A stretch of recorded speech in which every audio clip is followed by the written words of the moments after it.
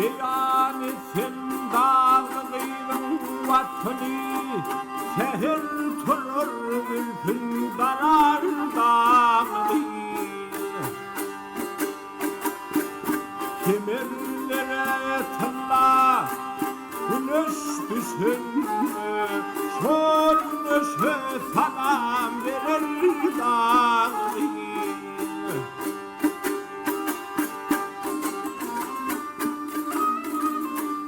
Bir konur kayalarının döşüne, Gülistan takyani gelir başına.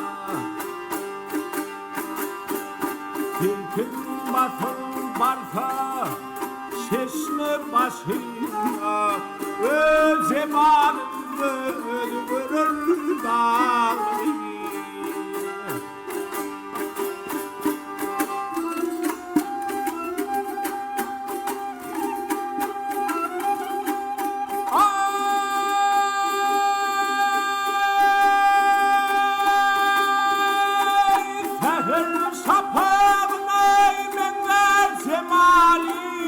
Dağlar arasında taptı kemali,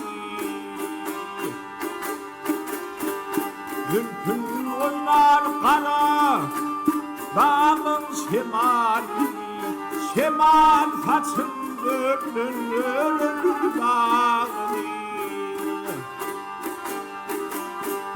Dağların dekesinin